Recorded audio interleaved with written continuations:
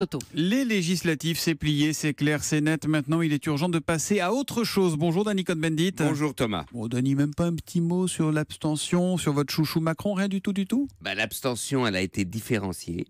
Et c'est ça qui a été intéressant, puisqu'il y a eu sûrement une abstention d'En Marche, des gens qui se sont dit bon, c'est plié, d'autres une mobilisation. À Paris, on a vu, et dans de la France insoumise. Donc ça a un peu, ce qu'on dit, corrigé, rééquilibré le premier tour pour avoir une majorité claire et une opposition réelle existante. Alors en fait, vous avez envie de nous parler d'autre chose ce matin, Dany, en l'occurrence de votre passage à la frontière franco-italienne. Vous y étiez ces derniers jours. Oui, je suis passé dans la vallée de la Roya, et puis on peut même raconter ce qui se passe aussi près de Calais. En bref, aujourd'hui, un des problèmes à résoudre, c'est le problème de l'accueil des réfugiés. Demain, c'est la journée des réfugiés, et il serait bien que ce gouvernement, aujourd'hui, décide comment accueillir les réfugiés. Il y a des centaines de réfugiés qui arrivent dans la vallée de la Roya, et personne ne veut accepter qu'ils aillent à Nice, c'est le seul lieu, faire une demande d'asile. Après, on verra si c'est oui ou si c'est non,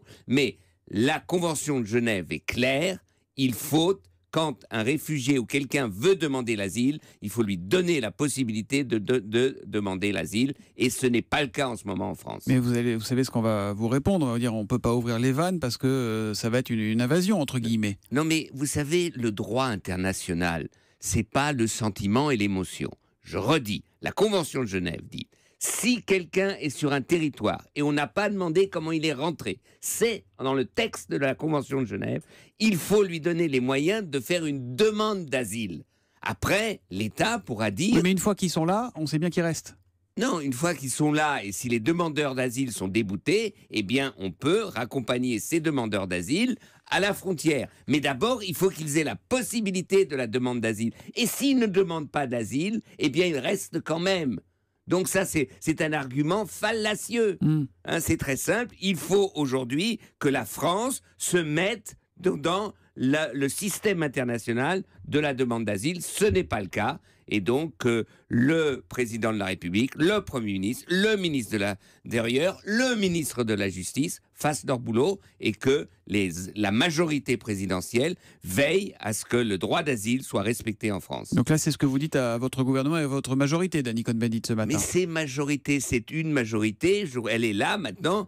À cette majorité, il y aura toujours, il faut faire maintenant des critiques, des demandes, ou dire voilà, là on est d'accord, là on n'est pas d'accord. Mais c'est pas... les députés ne doivent pas être des godillots, et les commentateurs ne doivent pas être des godillots, et ceux qui ont soutenu ne doivent pas être des godillots. C'est comme ça que fonctionne la démocratie. Vous qui avez été et député et commentateur, vous êtes mal barré, mon ami. Ouais, mais non, je suis très bien badré, parce que j'ai toujours été et député et commentateur, et donc libre de dire. Et donc maintenant, faites votre boulot, En Marche, gouvernement et président. Et urgence donc sur les réfugiés, c'est d'ailleurs un thème que vous développez dans une tribune publiée sur le site internet du Monde, Dany Cohn-Bendit, et vous revenez demain juste avant 8h pour votre humeur. À demain, Dany. À demain pour un autre boulot pour le gouvernement.